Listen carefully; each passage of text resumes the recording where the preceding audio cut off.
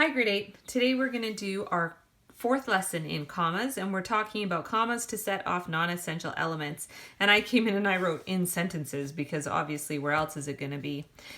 If you want, you can pause the video and take the notes and then come in and listen to me do the teaching.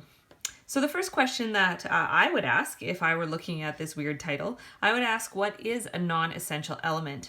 Well, it's kind of shown easiest by showing an example. So the dog, who was covered in black fur, wagged its tail.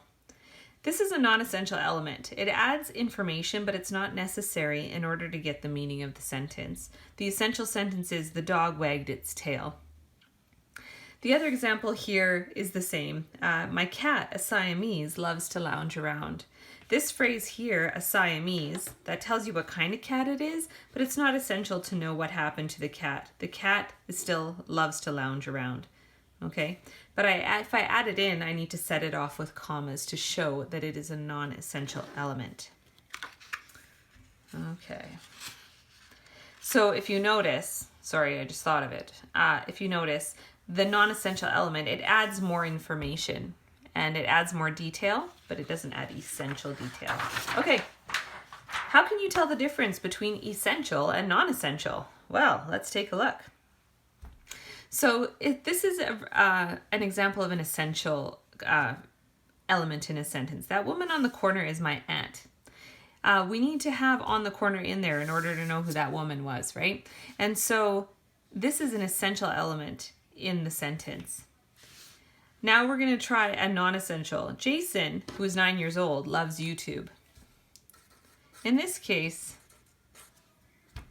who is 9 years old, it adds extra information, but it's not essential to tell us who Jason is. Whereas here, that woman on the corner is essential to tell us who that woman was. Okay? So the real sentence here is Jason loves YouTube, and who is 9 years old is an extra non-essential element, and we need to set it off with commas. If we remember, way from the very beginning when we started talking about punctuation, we talked about punctuation as a series of signals to our reader. They tell our reader what to do. And then we learned that commas are a signal to tell our reader to cut or section off information. And when we have sentences like this with non-essential elements in them, we want our reader to section off this part of the sentence, okay? And you can hear me comma with my voice as well. So notice the difference. That woman on the corner is my aunt. Notice how I didn't change my vocal tone at all throughout any of this. It all belongs together. But if I were speaking this sentence, I might say, Jason, who is 9 years old, loves YouTube.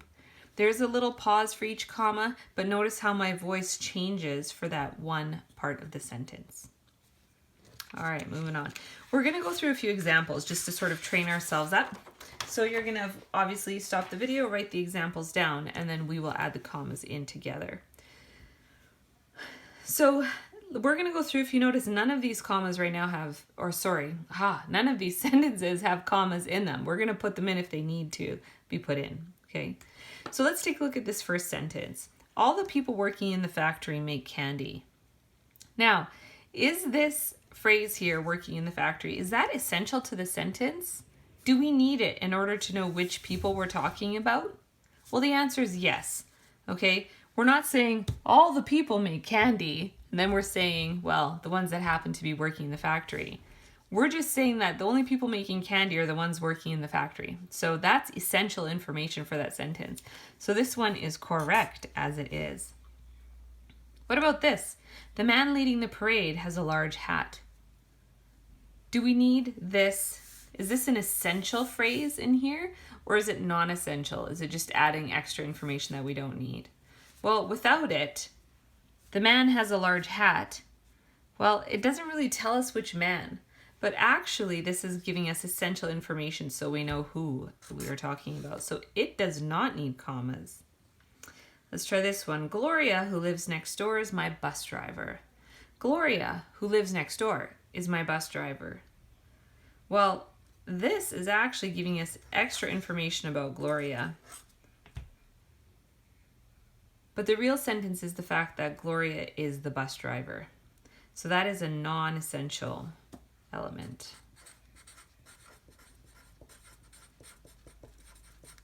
Okay. All right. going to do a couple more. All right. Alistair, who was named after his father, named his son something different. Now take a look. Here I haven't even underlined where the maybe questionable phrases are. We have to figure them out. So we've moved one level past now. So if I were to just say this sentence to you, Alistair, who was named after his father, named his son something different. What's the essential information? Well, the essential information is that Alistair named his son something different. He didn't name him Alistair. So this here is non-essential and it needs commas on either side. So saying these out loud makes a big difference.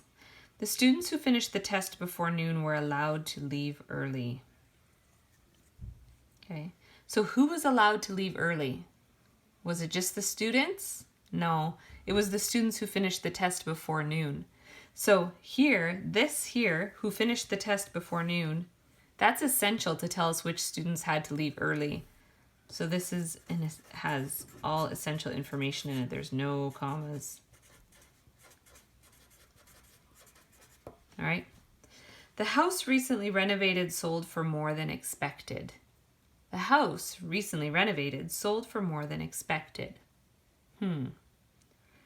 Is there any information here that does not belong to the full sentence? Well, the full sentence is really that the house sold for more than expected. So the fact that it was recently renovated, that's extra information. And it's not a part of the essential sentence. All right. Okay. So now it's your turn to give it a try. And this is one of those things where practice does make perfect. And if you think, oh, Mrs. Peters' notes were kind of the worst, or something was confusing, please take some time to look online. Just do a Google search for commas to separate, or commas for non-essential elements, and do some more learning on your own. Otherwise, the module that I've left for you is an online module that will then give you the correct answers, and you can take a look and see how you do compared to the module. And I've left a note in the Google Classroom to say, keep trying it until you get at least 80%. If you're going to go above and beyond for this one, you're going to go look for other places on the web that have practice exercises for non-essential elements. Good luck. Give me a shout by email if you need anything.